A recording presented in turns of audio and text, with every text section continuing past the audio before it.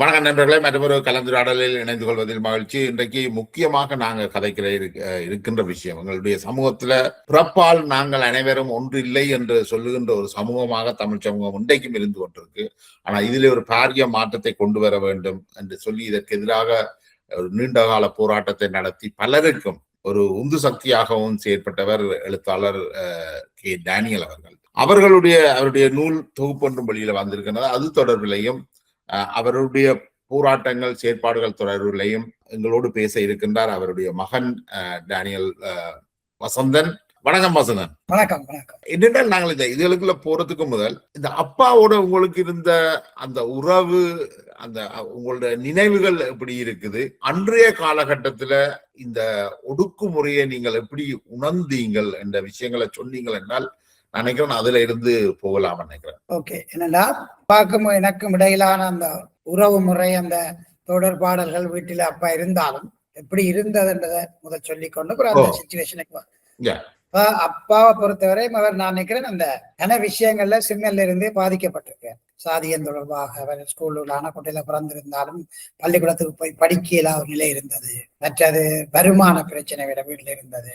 அதுகளால பாதிக்கப்பட்டுத்தான் இந்த கம்யூனிஸ்ட்களை தழுவிக்கொண்டு அதுக்குள்ள வந்தவர். அதால வந்து தான் எப்படியான கஷ்டங்களை சந்திச்சேன், குறிப்பாக இந்த ஒடுக்குமுறையால, சாதி ஒடுக்குமுறையால எப்படியான கஷ்டங்களை சந்திச்சேன்றதை உங்களோட வீட்டுல பகிர்ந்து இருக்கிறாரா? இல்ல, அதைத்தான் நான் சொல்ல வரேன். என்னன்னா அதுகளால் அவர் பாதிக்கப்பட்டிருக்கபடியா அவர் 5ஆம் வகுப்பு வரையும் தான் படிக்கக்கூடிய இருந்தது. அவரால் இந்த ஸ்கூலுக்கு போனால் அங்க படிக்க விடாமல் அந்த வேற கதிரைகள்ல இந்த சாணகங்கள் அதுகள் வைக்கிறது ஆனக்கோட்டையில. அப்ப அந்த பிரச்சனைகளால அவர் ஸ்கூலுக்கு போக இல்லை. ஏன்னா வேற தாய் தகப்பன் தங்களுடைய குலத்தொழிலை தான் செய்து கொண்டிருந்தவர். அதால இவையெல்லாம் ஐடென்டி பண்ணலாம் அந்த ஏரியா ஸ்கூல்லானே. அப்ப அந்த பிரச்சனை இருந்தபடியாலும் பொருளாதார பிரச்சனை இருந்தாலும் பள்ளத்துக்கு இலவச கல்வி என்றாலும் என்ன யூனிஃபார்ம்ஸ், அப்ப எல்லாம் யூனிஃபார்ம்ஸ் ஃப்ரீல தன்னுடைய அதுகளுக்கெல்லாம் வாங்குற பிரச்சனையால வீட்டிலையும் பொருளாதார பிரச்சனையால ஒரு 5ஆம் போடியே படிப்பை விட்டுட்டேன். படிப்பை விட்டு பிறகு தன்னுடைய முயற்சியால தான் பல தொழில்கள் செய்து, அதாவது மீன் வைத்தது. அதுக்குள்ள வர்றதுக்கு முதல் அப்பா பள்ளிக்கூடம் போன காலகட்டம் எத்தனையாம் ஆண்டு காலகட்டம் என்றால் கனவேருக்கு இதை புரிஞ்சு கொள்றது கஷ்டமா இருக்கும். எத்தனையாம் ஆண்டு காலகட்டம் நினைக்கிறீங்களா? அது அவர் சொல்றதன்படி பார்த்தால் இப்ப நாங்கள் எனக்கு அது ஞாபகம் இல்லை. அவர் போன சீசன்கள் நான் பிறந்தது 1968. அவர் இப்ப வயசின்படி இப்ப இருந்தா 100 வயசு. இதுல இருந்து நாங்கள் கழிச்சு பார்த்தா பின்னுக்கு போய் பார்க்கணும். 100 வருஷத்துக்கு பின்னுக்கு போய் பார்க்கணும். 1926 1930 காலம் கட்ட பகுதியில அது அவர் அந்த பாதிப்புகளால தான் படிக்கலைன்றபடியா தன் பிள்ளைகள் எல்லாம் படிச்சிடும் என்றதுல அவர் கண்ணும் கருத்துமா இருந்தவர். அதால தன்னுடைய பிரச்சனைகளை அவர் எங்களோட இவரோட அங்க 6 பேர் மொத்தம் அண்ணாவோடையோ சௌரங்களோட நாங்க சின்னாக்கள் எங்களோடையோ அவர் ஒருத்தரோடையுமே பகிர்ந்து கொள்ளல. வீட்டில அதை அவர் பகிர்ந்து கொண்டது. அவருடைய செயற்பாடு என்னன்றது அம்மாவுக்கு தெரியும்.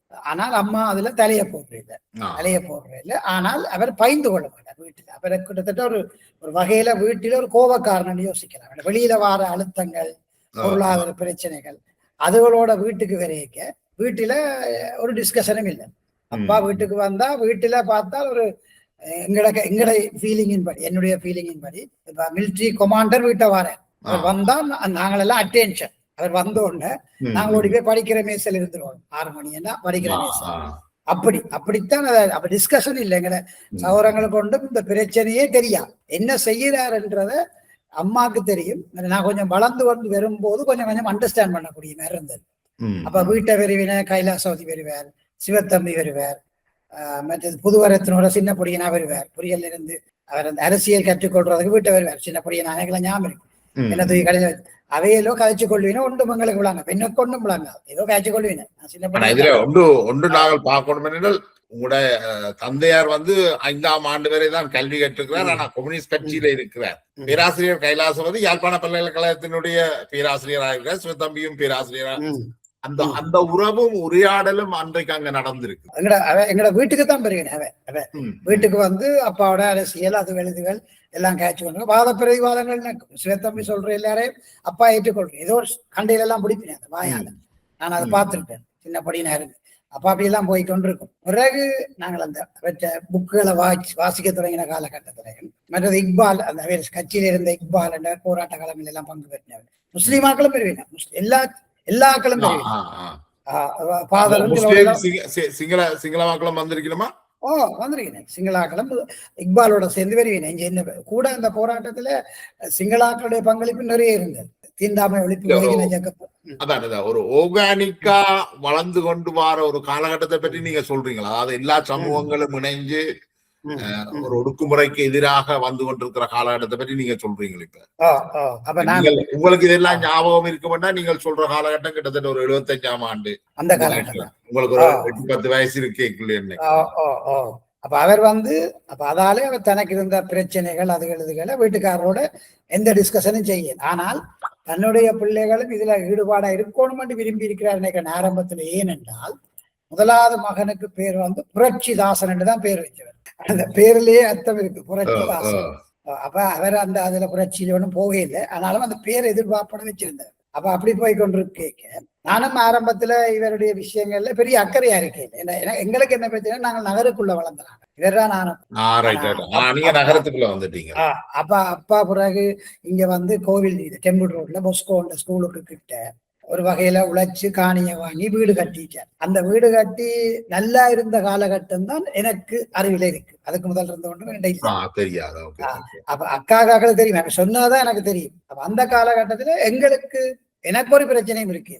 இப்ப நான் ஸ்கூலுக்கு போவோம், புஸ்கோக்கு போவோம், எனக்கு அதுல ஒரு பிரச்சனையும் இருக்கு. இல்லை சென்ற குளத்தில படிச்சு நாங்கள் இது தொடர்பாக ஒரு பிரச்சனையை நாங்க உணர இல்லை. நீங்கள் ஒடுக்கப்படுறீங்கள் என்றோ நீங்கள் ஒரு வேறு ஒரு சமூகத்தை சால் என்ற அந்த உணர்வு உங்களுக்கு சின்னல இருக்கே இல்லை. அது எங்கட ஸ்கூல்ல ஸ்கூல்ல அப்படியெல்லாம் எனக்கு தெரியல அதெல்லாம்.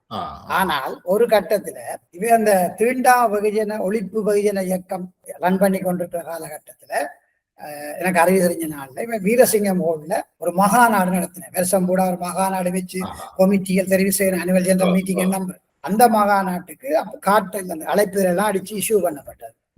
இஷ்யூ பண்ண படையக்க அப்ப எனக்கும் அப்பா கொஞ்சம் தந்தவர், நீ ஸ்கூல்லையும் கூட. அப்ப எனக்கு அது என்னன்னு தெரியும். எனக்கு ஒரு கூட்டம் கொஞ்சம் சின்ன பொடியன் 6 7 பண்ணுவேன். அப்ப ஒரு சின்ன பொடியன். அப்ப நானும் சந்தோஷம், அப்பா கூட்டம் வைக்கிறார், இதெல்லாம் கொடுத்து நானும் ஒரு ஸ்கூல்ல கொஞ்சம் பெரிய ஆளா காட்டிக்கொள்ளலாம் எங்கட சிந்தனையா இல்ல. அப்ப எங்கட அண்ணி புரட்சிதாசன் வைஃப் எங்களோட நான் கூட்டு குடும்பமா இருக்கு. அவ சொன்னா என்ன கொண்டே கொடுக்காடு, இது என்ன உனக்கு தெரியுமோ, இதை நீ கொடுத்தீங்கன்னா உனக்கு தான் பிரச்சனை வரும், இதுகளை கொண்டே கொடுத்துடாது, இதை கொடுத்தீங்கன்னா அதுக்கு பிறகு என்ன அதுக்குள்ள விளக்கண்டு நான் விளக்க இல்லாது அண்ணி மறைச்சுவா. ஏன்னா இதுவா கொடுத்தா பிரச்சனை வரும், நைரண்டி பண்ணப்படும், அடையாளப்படுத்தப்படும் என்னதான் விளக்கம். நான் அதை மூறிக்கொண்டே கொடுத்தாதான், பள்ளிக்கூட பிரின்சிபலும் கொடுத்தாதான், டீச்சருக்கும் கொடுத்தாதான், அவையெல்லாம் ஒரு பேரே இல்லை, அதை எல்லாரையும் கொடுத்தான். ஆனால் அப்ப நான் பொஸ்கோல படிக்கிறேன். அப்ப ஆனா கைலாசபதியாக்கள் எல்லாம் அந்த மீட்டிங்கு வந்திருக்கேன். என்னோட கைலாச மகள் பவித்ரா சுபத்ரான்னு 2 பேர் படிச்சு கொண்டிருக்கேன், ஒரே வயசு. அவையெல்லாம் வந்து மீட்டிங் வெளியில. அப்ப எனக்கு தெரியும் கைலாசபதி என்ற ஒரு பெரிய ஆளுன்ற மாதிரி நான் கேள்விப்பட்டேன். ஆனா எங்களோட ஸ்கூல் டீச்சர்ஸ் வெளியில அவையெல்லாம் மீட்டிங் வெளியினேன், வந்து இதெல்லாம் ஸ்பீச் பண்ணினேன். அப்ப எனக்கு அது ஒரு பெரிய ஒரு விஷயம், எங்களுக்கு ஒரு பெருமை கிடைக்கிற விஷயம் நாங்க யோசிக்கிறோம், அதுல பிரச்சனை. ஆனா எங்கட அண்ணி பார்த்தது இது நெகட்டிவா வர போகுது. சரியா, நான் அதை பெரிய பொருட்டு அடுக்கே இல்லை. நீங்க அந்த துண்டு கொடுக்கல ஏன் கொடுக்குறீங்கள் ஒரு கேள்வி வந்திருக்கு தானே, நீங்கள் ஆரண்டு வந்திருக்கலாம். ஆனா எனக்கு உணரக்கூடிய மாதிரி வரையில தெரியல, வெளிப்படையா தெரியும். அதை தங்களுக்குள்ள கதைச்சிருக்கலாம், அதுக்கலாம். ஆனா எனக்கு அது தெரியல, எனக்கு அதை உணரக்கூடிய மாதிரி அப்ப இருக்கு. 6ஆம் புத்தகம் புஸ்கோல படிச்சது. அப்ப பிறகு அந்த மீட்டிங் அது அப்பதான் எனக்கு தெரியும் ஏதோ ஒரு இயக்கம் ஒன்று இயங்குதுன்னு 6ஆம் தெரியும். எனக்கு பெரிய ஒரு இயக்கம் கனவேர் வரையும் கைலாசம் வந்து சிவத்தம்பியும் வந்து கங்கோடியல் மாஸ்டர் அப்படின்னு கனவேர் ஞாபக கூட்டம். அப்ப அப்படி வரைய பிறகு இவர்கள் மேடையில் வைப்பாரு. மே 1 2 வச்சு கொண்டு போக ஒரு கொஞ்சம் ஜனம் தான் பெரும். அப்ப நானும் போய் பார்க்கிறேன், எனக்கு வேலை வட்டியில போட சும்மா கொஞ்சம் ஜனம் தான் இருக்கும். அது சோப்பு கொடியை பிடிச்சு கொண்டு இதெல்லாம் காய்ச்சி கொண்டு இருப்பேன் அதுக்கும் அந்த வயசு காலகட்டத்துல. அப்ப நான் யோசிக்கிறேன் இன்னொரு அப்போ ஒரு இயக்கங்கள் அப்ப இயக்கங்கள் பெருசா உருவாகாது. அப்ப அவை ஒன்றுமா செய்யறேன், இவன் மட்டும் தான் செய்யறது, கம்யூனிஸ்ட் பார்ட்டி மட்டும். அப்ப அந்த டைம்ல கம்யூனிஸ்ட் பார்ட்டி 2 இருந்தேன் நினைக்கிறேன். சீனா கம்யூனிஸ்ட், ரஷ்யன் கம்யூனிஸ்ட் உடைஞ்சிருக்கிற காலகட்டம். அப்ப அதுகளுக்கு என்ன கூட்டிக்கொண்டு போவார். அப்ப கூட்டிக்கொண்டு போறது ஒன்று அறிமுகப்படுத்தவோ அல்லது கொஞ்சம் சனத்தை காட்டவோ எனக்கு தெரியல. கொஞ்சம் பேர் வந்திருக்கிறேன் எதுக்காக இருந்திருக்கலாம். சரிதானே? அப்ப நாங்களும் போய் சனசோம நிலையங்கள்லாம் வைப்பாங்க, கொஞ்சம் சீட் அது வந்து கதைக்கு அப்படி போய் கொண்டிருக்கே கொஞ்சம் கொஞ்சமா ஏதோ ஒரு நடக்குது வித்தியாசமானதை என்னால் உணரக்கூடிய நேரம் இருந்தது. இப்படி போய் கொண்டிருக்கேங்க அப்பாட புத்தகங்கள் எடுத்து நான் வாசிக்கிறதுக்கு வந்து பொறுமை இல்லை. பெண்ணாம் பெரிய புத்தகம், பஞ்சமர், கோவிந்தன், அடிமைகள் ரெண்டா எனக்கு ரீடிங் ஹேபிட் எனக்கு நிறைய இருந்தது.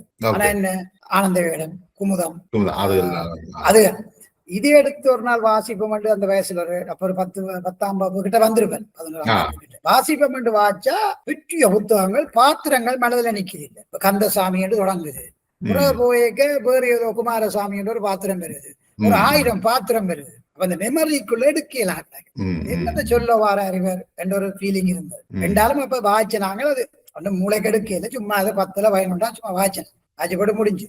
பிறகு அப்பாட விஷயம் மற்ற அப்பா எழுதி கொண்டிருக்குது அப்படின்னு சொன்னா அதெல்லாம் எனக்கு கண்ணால கண்டது. அவர் ஒர்க் ஷாப் கடைசியா கனதொழில் செய்திருந்தாலும் இல்லாம மீன்வித்தவர், கணக்க தொழில காசு இல்லை, வறுமைதான். குழந்தைகள் 6 என்ன இல்லாம 5-6 பேர் அந்த டைம். இப்ப மொத்தம் 6 பேர். அப்ப அந்த ஒர்க் ஷாப் தொடங்குற காலத்துல ஒரு 4 பேரோ 5 பேரா. அப்ப அவர் அந்த ஒர்க் ஷாப் தொடங்குறது காசு வரும் வெள்ளி. அதுக்கு அந்த அட்டோமெண்ட் நடத்துறவே, அந்த அட்டோமெண்ட் ஒன்று நடத்தி சும்மா சொல்றாரு, அட்டோமெண்ட் சொல்றாரு, அட்டோம். நான் நினைக்கிறேன் அதை வந்து இங்கிலீஷ் அட்கோம் நினைக்கிறேன்.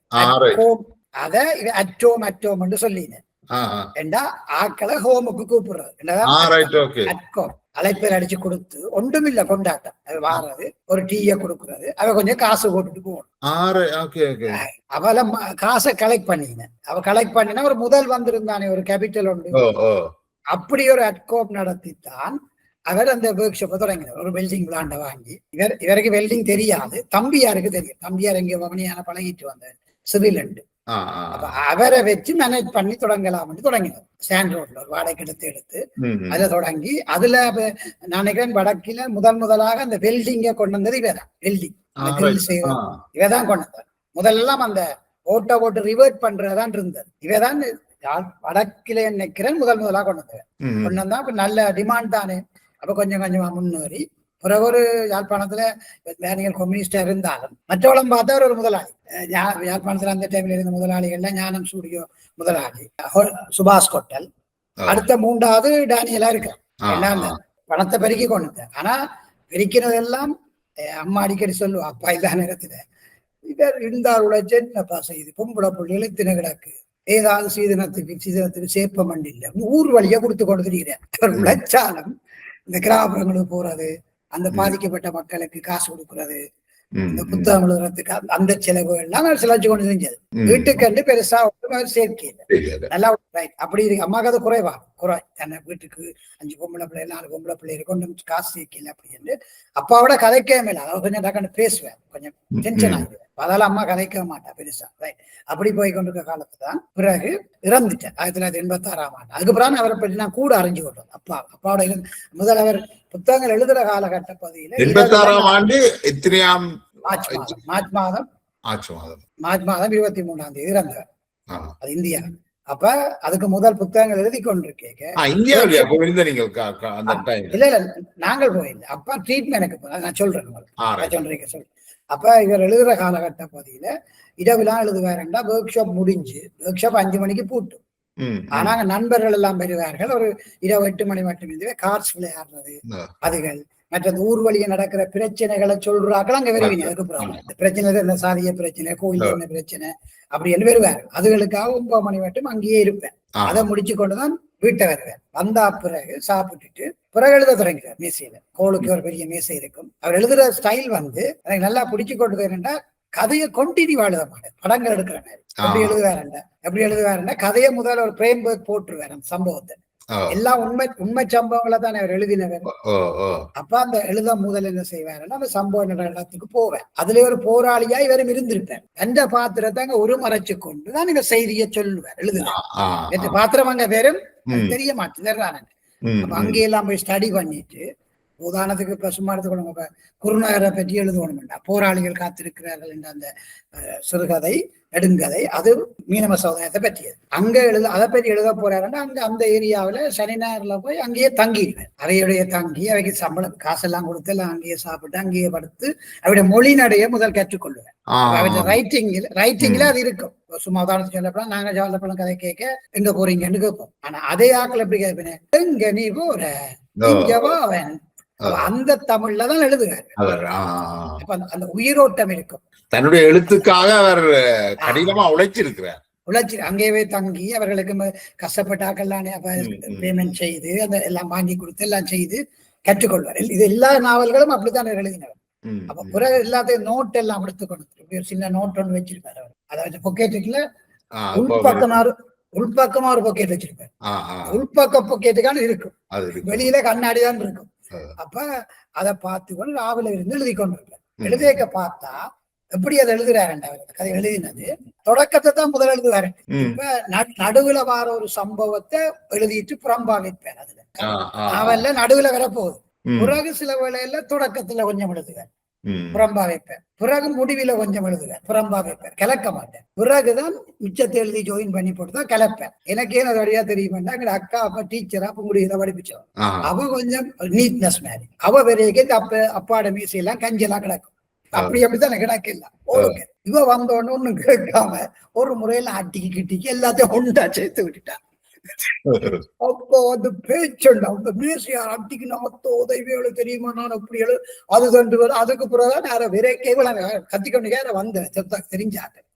நேரம் சொல்லிச்சு, ஏன் டேனியல் இப்படி கத்திரியல, இவைக்கு தெரியுமா நான் எப்படி எழுதி வச்சிருந்தேன், இது வேற அது வேற அது வேறையா, எல்லாத்தையும் கலந்து விட்டா நான் என்ன செய்யறது, ஒரு மாதமா இருந்து பிடி பிடி என்று பிரிச்சு. அப்பதான் நான் விளங்கிட்டு தொடரா எழுதையில எல்லாத்தையும் சொல்றவங்க விளங்குதான் என்ன சினிமா படம் எடுக்கிற மாதிரி அப்படி எழுதி ஜாயின் பண்ணுவார். அது பிறகு கன்னடங்களை வாசிக்க கொடுக்கறது, அது ஒரு கருத்து. இப்ப அப்படி எழுதுறத பாக்க நான் இரவில அந்த ஜூரின் பாஸ் பண்றேன்னா நான் அறைக்கு இருந்து ஒளிம்பி வரைக்கும் ஹோலுக்கு இருந்து எழுதி கொண்டிருப்பேன். அப்பா சிகரெட் குடிக்கிறவர்ன்றது எனக்கு தெரியாது, அந்த எழுதுற டைம் மட்டும் குடிக்கிறேன். இரவில நான் பார்த்துட்டு போறேன், நான் அவர் குடிச்சு கொண்டு எழுதி கொண்டிருப்பேன். சிகரெட் குடிக்கிறேன் இல்லையே, என்ன குடிக்கிறேன், எழுதுற டைம் குடிக்கிறேன், என்னத்துக்கோ தெரியாது, அது மட்டும் குடிப்பேன் சிகரெட். மற்ற நாங்கள்ல அவர் அப்படி பார்க்கல, வெள்ளை வேட்டியும் அது தானே என்ன சொல்றது 4 முழமோ எதுவும் வெள்ளை ஷர்ட்டும் அப்படித்தான் தெரிவினேன். அப்ப அப்படித்தான் எழுதுறேன், எல்லாம் எழுதி போட்டு. அப்ப நான் சீரியஸா எடுக்கல, இதை எழுதி தள்ளுதான். இவர் இப்படியே எழுதி புத்தகங்களை வெளியிடுறேன்னா உழைக்கிற காசை இங்க புத்தகம் அடிக்கிறேன் யாழ்ப்பாணத்துல முதல் கொடுத்து அந்த மற்ற டைப்ரைட்டர் இருக்குது அந்த மெனுவை, அதுல எல்லாத்தையும் டைப் பண்ணி போட்டு வேற ஹேண்ட் ரைட்டிங் வடிவில்லை தானே. அப்ப எல்லாம் கிறுக்கு எழுதி போட்டு குமார் தனவால் என்ற ஆள் இருந்தாரோ நாடக நடிகர் யாழ்ப்பாணம், அவரை விடுதலை புலிகளோ அல்ல டெலோவோ யாரும் சுட்டது. அந்த நாடகங்கள்ல ஏதோ அவங்களை பற்றி சொல்லி போட்டு அந்த அளப்புறவங்க எல்லாம் சுட்டது. ஆயுதம் ஏந்திய குழு யாருன்னு தெரியாது. அவரைத்தான் கூப்பிட்டு அவருக்கு சம்பளம் கொடுத்து கொப்பி பண்றது, அவர் வடிவா கொப்பி பண்ணுவார், எழுதி போட்டு டைப்பிங் கொடுத்து ஒரு 3 பிரதி காபன் வச்சு எடுப்பேன். ஒன்று அனுப்புறது ப்ரொஃபசர் சண்முகதாசிட்ட குருவாக்கு, இன்னொண்ட சிவலிங்கராஜாட்ட அனுப்புறது, இன்னொண்ட கிராமத்துக்கு அதுல வாழ்ந்து ஒரு படிச்ச ஒரு ஆள் ஒரு மாஸ்டர்கிட்ட அனுப்புறது. அந்த ப்ரூவ் எல்லாம் கரெக்ட் பண்ணி உண்மை சம்பவங்களை கரெக்ட் பண்ணி போட்டு திருப்பி மாறி கொடுக்குறது. சிவலிங்கராஜா பார்த்த கொப்பி இவர்கிட்ட வரும், சண்முகதாஸ் பார்த்த கொப்பி, அப்படியெல்லாம் செய்த எனக்கு அது நான் கொண்டே கொடுத்துருக்கேன். சரி, பிறகு என்ன செய்வார், விளத்தையும் கொண்டு இந்தியாவுக்கு போவார், அங்கதான் எல்லாம் பிரிண்ட் பண்றது, கொண்டு விஞ்சி அடிக்கிறேன். அப்ப அங்க போற செலவு, அங்க நிக்கிற செலவுகள், அதுகள் இதுகள் அங்க முதல் ஆரம்பத்துல பிரகாஷார சந்திச்சு, அப்புறம்தான் ஆமாக் சாக்களை சந்திச்சு அந்த நட்பு வந்தா பிறகு எல்லாம் அங்கதான் அடிக்கிறது. அடிச்சிட்டு கப்பல்ல வந்துடும் வீட்டை வந்தால் எனக்கு நல்ல ஞாபகம் கோவிந்தன் ஒரு நாவல், கருப்பு நல்ல வடிவான கவர், கருப்பு பெட்டி ஒரு நாயை ஒன்று நிக்கிறார், நாயை பெட்டி ஒரு கதை. அந்த புத்தகத்துல பின்னுக்கு எங்கட புக் ஷாப்ல ஒரு 500 புத்தகம் அடிக்கிறாங்க. வில்வடா மில்ல ஒன்று மில்ல, அதாவது சும்மா கொடுப்பாரு அப்பா. அதாவது லாப நோக்கத்துல அவ செய்ய இல்லை. செங்கியாளியன் அல்லது இந்தியால இருக்கிற அந்த ரமணிச்சந்திரனா அப்படி போன்று லாப நோக்கம் இல்லை. இத பதிவிக்கணும். அப்ப ஒர்க் ஷாப்ல உழைச்சு இதுலதான் செலவழிச்சு கொண்டு. அப்ப 86ல மார்ச்ல அப்ப அவருக்கு கட்ராக்ட் வந்து கண் கொஞ்சம் பிரச்சனை வந்துட்டு, டயபெட்டிக். அப்ப அவருக்கு கண் மறைக்க தொடங்க அவருக்கு எழுத இல்லாதோ கன கதைகள் அவர்கிட்ட மைண்ட்ல கிடக்கு இன்னும். அப்ப அந்தரப்பட்டு போனார். அந்தரப்பட்டுட்டு தான் இங்க ஆபரேஷன். அப்ப கண்ணு துறையாண்ட ஒரு டாக்டர் இருந்தா கொஞ்சம் கண்ணுகளை பழுதாக்கின ஒரு கதை அந்த காலத்துல. இவர் அந்த பயத்துல இந்தியாவுக்கு போனார், தஞ்சாவூர்ல ட்ரீட்மெண்ட். அங்க போன இடத்துல ஆபரேஷன் செய்து முடிஞ்சு சக்சஸ் என்று சொன்னா பிறகு வந்திருக்க ஹார்ட் அட்டாக் வந்து. அப்ப அங்க இறந்துட்டேன். அந்த டைம்ல அங்க போராட்டம் எக்கச்சக்கம். டெலோ வந்து கொழும்புக்கு இங்கே லீவில போன ஆமிக்காருக்கு குண்டை வச்சு ரெயினை பிரட்டி விட்டு அப்ப பொடி கொண்டுலாம் அங்கே இருந்து பிரச்சனை. அப்ப என்ன தஞ்சாவூர்லயே சமய நம்பிக்கை அற்றோர் இடத்துல அங்கே மார்க்ஸ் புதிய வெப்பன் ஒரு கிணறு இளங்கோவன் பிரான்ஸ்ல இருக்க வீட்டு இளங்கோவன் அப்பா அப்பாவோட போனவர், அப்பா கூட்டிக் கொண்டு போனார். அப்பா டிக்கெட் போட்டு பே பண்ணி வேற கூட்டிக் கொண்டு போனார். செண்டுக்காரன் கொண்டு அப்பா இங்கிலீஷ் கேட்க மாட்டார். ஏர்போர்ட் சமாளிக்கிறதுக்கும் எனக்கு ஒரு பாதுகாப்புக்கு வீட்டில தான் கூட்டிட்டு போனது. வீட்டில தான் கூட்டிட்டு போனது. போயிட்டு நின்றது எல்லாம் புல்சத்தோடுகளாம் நின்று எல்லாம் செய்து ஒரு வீடியோ எடுத்து கொண்டு வந்து அப்ப இயக்கங்கள் கேட்டது பொடிய கடலால கொண்டாடும். ஆனா அது கொண்டு செய்ய இல்லாத இல்லீகல் எல்லாம். அப்ப நாங்கள் மாட்டேன்னு சொல்லிட்டோம். அப்புறம் அங்கதான் தஞ்சாவூர்லதான் சமாதி இப்ப இருக்கு. அது என்ன டைம் நான் படம் எடுத்துறேன் போட்டு விடலாம். அப்பதான் அதுக்கு அந்த டைம் தான் அப்பா செத்தலாங்க பொடி இங்கே இல்லை. அந்த டைம்ல அஞ்சலி கூட்டம் வைப்போம்னா முரசொலி என்ற பேப்பர் இருந்தது. அது சிவத்தம் அந்த எடிட்டர் கனடாவில் இருக்கிறாரு தம்பி திருச்செல்லம் எல்லாம் இங்க நின்றதா பாப்பாட நல்ல சிநேகம். அப்ப திருச்செல்லம் மாட்டாரோ அஞ்சலி கூட்டம் வீட்டுல வைப்போம். 2 அரேஞ்ச் பண்ணி எல்லாரும் வந்து பேசி ஒரு ஆக்களும் அப்பா பற்றி பேசி வைக்கதான் நான் ஸ்டடி பண்றேன். ஓஹோ இவ்வளவு பெரிய ஆளா இவர் அது வரையும் எனக்கு தெரியுது. அப்ப இத்தனை வயசு அப்பா கேட்க உங்களுக்கு 86 எனக்கு வந்து இப்ப எனக்கு 18 வயசு கிட்ட இருக்கு. 18 வயசு கிட்ட இருக்கு. அப்ப நான் அந்த வாலிப வயசு தானே இதுகள்ல மினக்கிட மாட்டேன் தானே சும்மா அங்கே பாடி விடுறது. அப்ப ஒரு ஆக்களும் ஸ்பீக் பண்ணிக்கதான் இவருடைய அந்த தாற்பயம் எனக்கு விளங்கிச்சு என்ன பிரச்சனை. அப்ப எல்லாரும் நிறைய பேரும் வந்து பேசுனதாங்க புதுவரத்தினர் எல்லாம் வந்து நினைக்கிறேன் நிறைய பேர் வந்திருக்கணும். அப்ப கவிதைகள் எல்லாமே இதை பாடிச்சுனேன். ஒரு அவரை பெரிய அஞ்சலி நோட்டீஸ் ஒரு பல வெரைட்டி ஒரு நாளைக்கு ஒரு 500 வகை வெரைட்டியான அஞ்சலி நோட்டீஸ் வந்தது. அப்படி அந்த பெரிய பிரமாண்டமா இருக்கேங்க நானும் எங்க போனோம். இந்த ஆளுக்கு இவ்வளவு செல்வாக்கு இருக்கா நாங்க குறைச்சுதான் மதிப்பிட்டோம் ஒரு அப்படின்னு பிறகுதான் நான் இவற்றை புக்குகளை பிரவாசிக்க வலிக்கிறேன். என்ன என்ன பிரச்சனை என்ன நடந்தது இதுக்குள்ள வந்தது. அப்பதான் இந்த கிறிஸ்டி எனக்கு அறியக்கூடிய மாதிரி இருந்தது. அறியக்கூடிய மாதிரி அப்பா இல்லாம போன காலத்துல நீங்க அப்பாவை அறியுறீங்க. அதான் உண்மை. அது வரையும் வேற நான் கணக்கில் எடுக்கல பயம் மிலிட்டரி கமாண்டர் அப்ப மற்றபடி அப்ப இதான் நான் பிறகுதான் அதை பற்றி அறிய வலிக்கிட்டது. அதுக்கு பிறகு அதை வாய்ச்சுதான் பிறகு நான் பஞ்சமில்ல தொடங்கினேன். முதல் நாவல் பஞ்சமிடுறாங்க வீட்டையெல்லாம் கொப்பி இருந்தது. பஞ்சமரை வாட்சி முடிச்ச உடனே எனக்கு வந்து பெரிய பிரமாண்டம் தெரிஞ்சது. எங்க அப்பாண்டதுக்காக நான் புழுவே இல்லை. ஒரு சினிமா படத்தை பார்த்த மாதிரி இருந்துச்சு அந்த சம்பவ கோவைகள். உங்களுக்கு முதல்ல அந்த சின்ன பிள்ளையா இருக்கேங்க வாசிக்க விளங்கியில அந்த குறிப்பிட்ட வயது வரைக்குள்ள உங்களுக்கு அதை தெளிவா நினைக்கிறேன். நான் பஞ்சமர் வாய்ச்சிருக்கேன் முழுசா. நானும் உங்களோட வயசுல வாய்ச்சிருப்பேன் நினைக்கிறேன். கிட்டத்தட்ட அந்த சாதிய ஒடுக்குமுறைய அறிமுகப்படுத்தினதுல அந்த புத்தகத்துக்கு மிக முக்கிய பங்கு இருக்குன்னு நினைக்கிறேன். மிக முக்கிய பங்கு. மக்கள் எவ்வளவு கொடுமைப்படுத்தப்பட்டிருக்கிறார்கள் அல்லது எவ்வளவு தூரம் கஷ்டப்பட்டிருக்கிறார்கள் என்றதுல அதுக்கு அப்படி பார்க்கும் முதல் அப்படி ஒரு ஆழமான எழுத்துக்கள் வரையில்லை நினைக்கிறேன். வரையில்லை அதுக்கு ஆழமான எழுத்துக்கள் வரையில்லை. இன்னும் அதுக்கு பிறகும் அந்த மாதிரி தெரியல. அதுக்கு பிறகு எடுத்துக்கொண்டு சொன்னால் அவருக்கு முதலும் பிறகும் சாதிய கொடுமைகள் சார்ந்த பதிவுகள் வந்து அவ்வளவு தூரம் வரையில்லை. அப்ப அந்த பஞ்சமர்ல வர்ற அந்த சம்பவங்கள்ல எல்லாமே உண்மை சம்பவம். பேர்கள் மட்டும் மாத்தி இருக்கிறார். நான் நினைக்கிறேன் சட்ட பிரச்சனைகளுக்காக சில வழியில பேர்களை அடையாளப்படுத்தப்படுகிறார். எல்லாம் முழுவதும் உண்மை சம்பவம். அந்த இடங்கள்ல இவர் எல்லாத்துலயும் நின்று இருக்கார். அதான் பஞ்சமரை ஃபுல்லா வாச்சிங்கடா இங்க தொடங்கி முடியுது.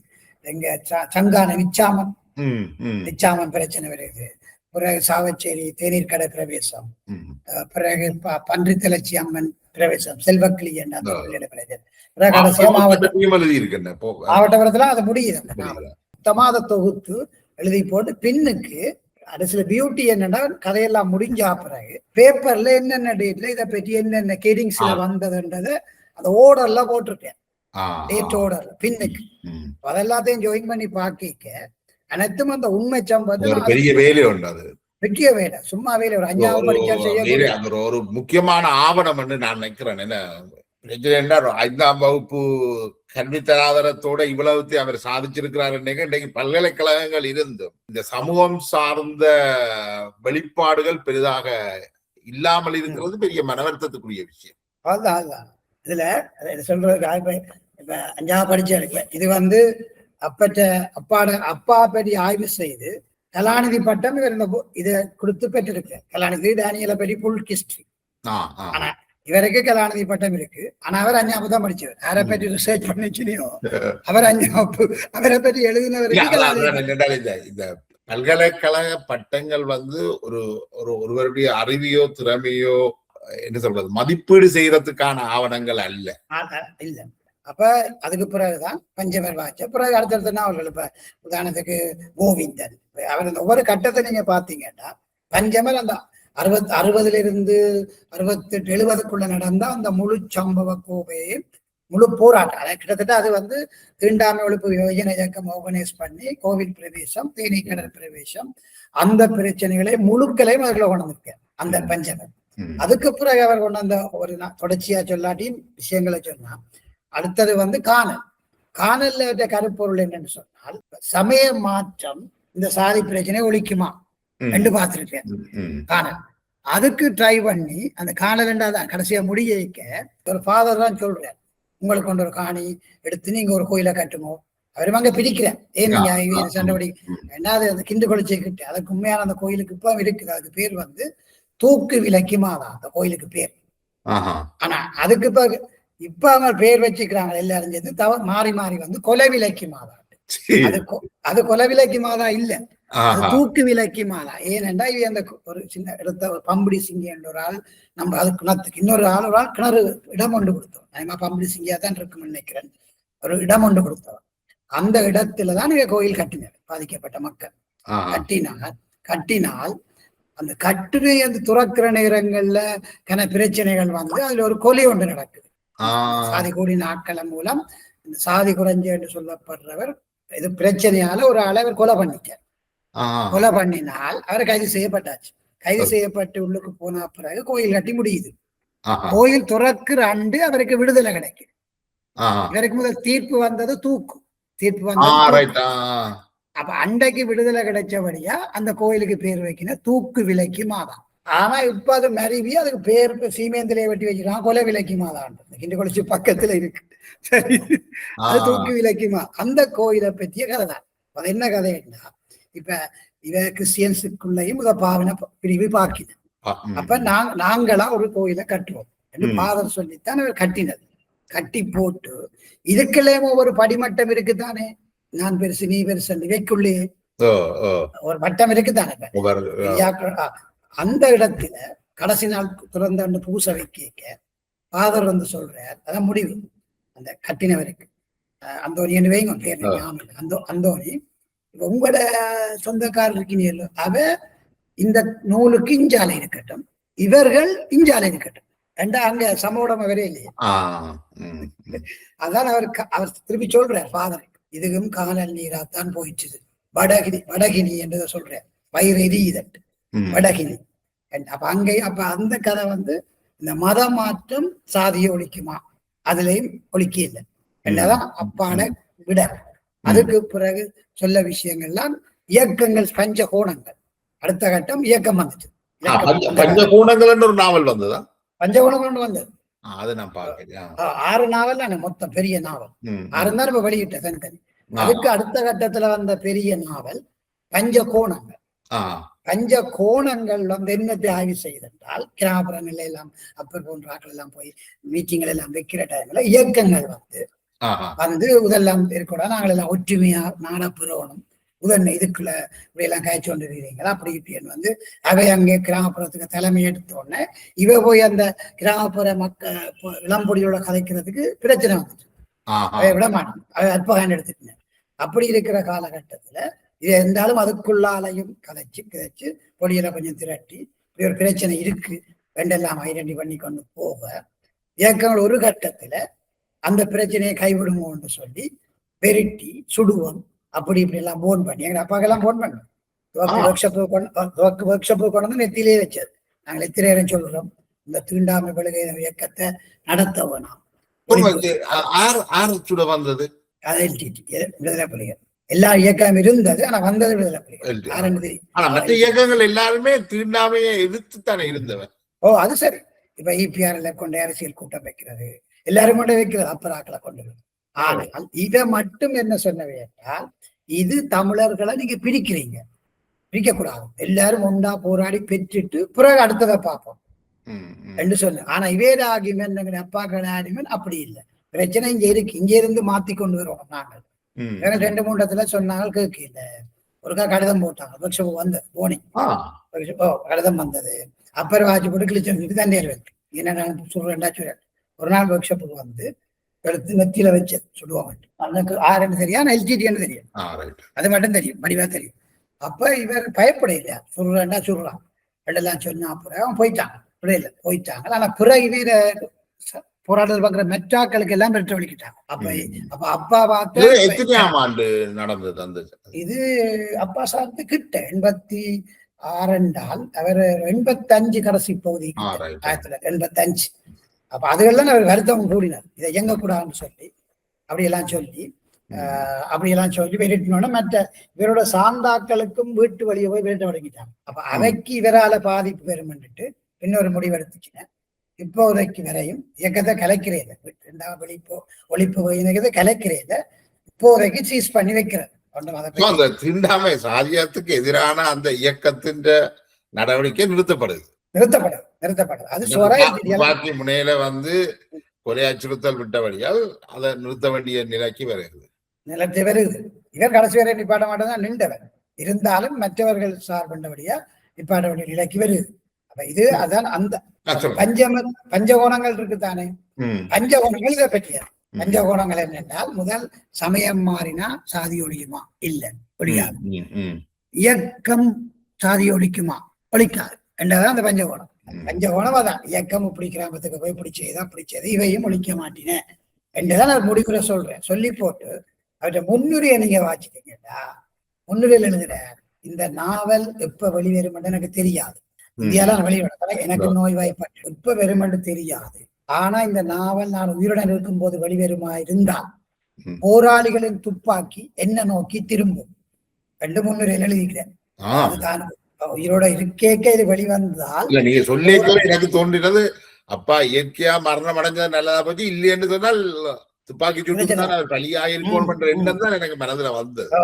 அவ முன்னுரையில் எழுதுறேன், இந்த புத்தகம் நான் உயிருடன் இருக்கும் போது வெளிவருமாக இருந்தால் போராளிகளின் துப்பாக்கி என்ன நோக்கி திரும்பும் என்று அதை எழுதிக்கிறேன். போராளிகள் என்று புரிகிறதான் அவர்கள் குறிப்பிட்ட மென்ஷன் பண்ற, நேரடியா சொல்லாமல் அதே மரபமா சொல்றேன். சரி, அதுல இன்னொரு பிரச்சனையும் அது இருந்தது, அது வேற பிரச்சனை. ஆனா அதுல போற இயக்கங்கள் கணக்கு இருந்தது, இந்த களவெடுக்கிற எல்லாம் கணக்கு இயக்கங்கள் செய்ததான். அதுலயும் ஒரு இன்சிடென்ட் நடந்தது, அதுக்கும் அப்ப துணிச்சு சொல்றான். அப்ப அந்த இபிஆர் இயக்கத்துக்கு அவைக்கு இந்த ஏதோ இதுகள் செய்தவை, என்னன்னு சொன்னா அந்த செல்லுகள் அதுகளுக்கு ஏதோ செய்தவை, வெல்டிங் பிளான்ட் தேவை. வெல்டிங் பிளான்ட்டுக்கு எடுக்க வந்த ஒர்க் ஷாப்புக்கு அப்பர் சொல்லி போட்டார் நான் தர மாட்டேன், வைபோஸுக்கு நான் ஒரு நாளும் சப்போர்ட் பண்ண மாட்டேன். சரியா, நானா விரும்பித்தான் ஒரு ஆயுத போராட்டத்தை அல்லது பலாத்காரத்தை விரும்பல. ஆனா 2ஆம் வெளியின இயக்கத்துல அதை செய்தவ, சாதி போராட்டத்துக்கு அதான் செய்தவ, இங்க அதை விரும்பல. அந்த டைம்ல அதுக்கு கணக்க விளக்கங்கள் கொடுத்தார், அதுக்கான விளக்கம் கொடுத்தார். அப்ப பேசினார். அந்த டைம்ல இவைக்கு இபிஆர்ல ஒரு சேலஞ்ச் தானே, போயிட்டும் வேற எடுக்கலாம் போயிட்டு. அப்பா எனக்கு கூப்பிட்டு சொன்னார் ஒர்க் ஷாப். அப்புறம் கொஞ்சம் கிறுக்கன்னு சொன்னார். என்னோட ஒர்க் ஷாப் சுத்தி வர இரும்பாலதான் வெல்டிங் பண்ணி எல்லாம் இருந்தது. எனக்கு வேலை முடிக்க சொன்னார், இவங்க கட்டான் ராவைக்கு களவெடுக்க வருவாங்க. இப்படிதான் சொன்னேன், நீ வந்து மெயின் கரண்ட பாஸ் பண்ணி போட்டு நாங்க வீட்டை போகும்பா, நான் போறேன், நீ பாஸ் பண்ணிட்டு வாங்க. நான் பாஸ் பண்ணிட்டேன். அப்பா எனக்கு முன்னா நிக்கிறார், பாஸ் பண்ணிட்டு நான் கொடுத்துட்டேன் கரண்ட். வீட்டை வந்து நான் அம்மாவுக்கு சொன்னேன், இப்படி கரண்ட் பாஸ் பண்ணிக்கலாக்கு, கரண்ட் அடிச்சாம செத்தாங்கடா அப்புறம் சுட்டு போடுவாங்க. அம்மா சொன்னாடி அப்புறம் தெரியாம போய் இந்த கரண்ட் நிப்பாட்டிட்டு வராங்க. நான் ஓடி போய் மெயினே ஆஃப் பண்ணிட்டேன். அதே மாதிரி அன்றைக்கு வந்து எடுத்துட்டு போயிட்டாங்க. அது அப்புறம் ஒரு தாக்கம் என்னடா அந்த முறிவு நடந்துச்சு. அதுகளோட ஒரு வருத்தம் வந்து, ஆனா அதுல அந்த வீட்டுக்கு அந்த அத்தியடியில இருந்த ஒரு கேம்பில் இருந்தான் வந்தது. வந்த ஆக்களும் அந்த டைம்ல அதுக்கு ராணுவ தளபதியா இருந்தது யாருன்னு உங்களுக்கு தெரியும். இல்ல சரி, எடுத்துக்கணும் டக்ளஸ் தேவான்னு வச்சுக்கொள்ளும். அந்த டைம்ல அதுக்கு பொறுப்பா இருந்த டக்ளஸ் தேவா அத்தியடியில இருந்த கேம்ப். ஆனா டக்ளஸ் தேவா வந்தாதான் அனுப்பினாரான்றது எங்களுக்கு உறுதி இல்லை. ராணுவ தளபதி இருந்தவர் சென்ட்ரல்ல படிச்சபடியா எங்களுக்கு அண்ணனுக்கும் அவருக்கு தெரியும். இந்த கேம்பில இருந்து வந்தேன்னு நான் கேள்விப்பட்டனால அந்த கேம்புக்கு அண்ணன் போனவர் பார்க்க. ஆஹா. அந்த அந்த வேக்கில் அங்க நின்று இருக்கு, எங்களை வீட்டை வந்த வேக்கில். அந்த எங்க வீட்டை வந்து அந்த வேக்கில் வந்து அங்க நின்று இருக்கு. ஆனா அந்த கேம்புக்கு வரலாம் அப்ப பொறுப்பு. ஆனா அவர் சொல்லித்தான் வந்தாங்களான்னு எங்களால உறுதிப்படுத்த முடியாது. சரி, ஆனால் சரி, அப்ப அதுகளெல்லாம் அந்த டைம்ல நடந்தது. அதாவது பஞ்சகோணங்கள் அப்ப என்ன சொல்லுது, ஆயுத போராளிகளாலையும் இந்த சாதியை ஒழிக்க முடியாது, அதான் பஞ்சகோணம். அதை விட கோவிந்தன் என்றது இடைக்க வந்தது. அது அந்த அது வந்து மெயின் வந்து அந்த சாதி குறைஞ்ச ஒரு நாய் வளர்க்கிற, சாதி கூடினால ஒரு நாய் வளர்க்கின, அந்த குடும்பங்களுக்கு இடையே காதல்கள் வருது. ஆனா அவ அதை செய்து வைக்கல, அந்த பிள்ளைய சாக்கொண்டு சாதி கூடின பிள்ளைய உண்மையா நடந்தது. ஆனால் அதே நேரத்துல இந்த 2 நாயும் லவ் பண்ணது. உயர் சாதின்னு சொல்லப்படுறாக்கள் நல்ல பெரிய நாய், இதுக்கும் மரநாய் என்று. இந்த 2 நாயும் லவ் பண்ணிக்க அவர் என்ன செய்யறாருன்னா, அந்த உயர் சாதின்னு சொல்லப்படுற அந்த நாயை சுட்டு சாப்பிடுறாரு. ஏனென்றா இதோட நீ போகக்கூடாது. அதால பிறகு அவர் சந்தர்ப்பம் பார்த்து அந்த நாய் அவரை பிறகு கழுத்துல குடிச்சு சாப்பிடணும். அதான் அந்த கோவிந்தன், அதான் நாய்க்கதைன்னு சொல்றோம். பூமரங்கள் என்று ஒரு கதை எழுதினவர், அப்பருக்கு எதிரான ஆட்கள் சொல்றது பேய்க்கதை எழுதினார்கள். அதான் அந்த மூட நம்பிக்கையை பற்றி சாத்திரங்கள் பேய்க்கதை என்று. புறவுண்டழினார் கோவிந்தன் நாய்க்கதை என்றும். அப்படி என்று நக்கல் அடிக்கிறார்கள் இருக்கிறேன். அப்படி அதுதான் அந்த கோவிந்தன். அப்படி என்று அந்த அந்த 3 பிரதான கட்டம் எல்லா தொகுப்பையும் முதல் சொன்னது பஞ்சகன். மற்றது மதமாற்றம் சாதியை ஒழிக்கும் என்று சொன்ன ஒழிக்கிட்டது அது தோல்விதான் பெறும் என்று முடிவுரையிலேயும் சொல்லி இருக்கிறார். அது காணல். இயக்கங்கள் சாதியை ஒழிக்கும் என்று சொல்லப்பட்டது தான் பஞ்சகோணங்கள். அதுக்கு ஒழிக்காது. அதுதான் அந்த பஞ்சம். இதான் மெயின் 3. அதை விட வேற நாவல்களும் இருக்கு. இப்ப இந்த நாவல்கள் எங்க பெற்றுக்கொள்ளலாம்? இதை பார்க்கிறவ சில விட இது ஆர்வப்படுவினம் இதுகளை பெற்றுக்கொள்றதுக்கு அப்படின்னா வந்து இப்ப வந்து இந்தியால கருப்பு பிரதிகள் மூலம் வெளியிட்டு இருக்கிறோம் 6 நாவலும் தனித்தனியா இந்தியால இருக்குது.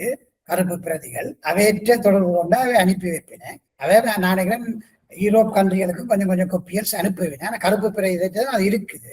அதுதான் அதை ரோயல்டி கொடுத்து அடிச்சது. எனக்கு ரோயல்டி கொப்பியை அனுப்பியிருக்கிறேன் யாழ்ப்பாணம். இன்னும் கையில கிடைக்கல. கருப்பு பிரதிகளோட தொடர்பு கொண்டா தான் எடுக்கலாம். இந்த நூல்களை பெற்றுக்கொள்ள விரும்புபவர்கள் கருப்பு பிரதி ஊடாக இதுகளை பெற்றுக்கொள்ளலாம். நான் நினைக்கிறேன் லண்டன்ல பவுசரை தொடர்பு கொள்வதன் மூலமும் இந்த நூல்களை பெற்றுக்கொள்வதற்கு வாய்ப்பு இருக்குது. நீண்ட உரையாடலை தந்த உங்களுக்கு எங்களுடைய நன்றிகள் வசந்தன். நன்றி.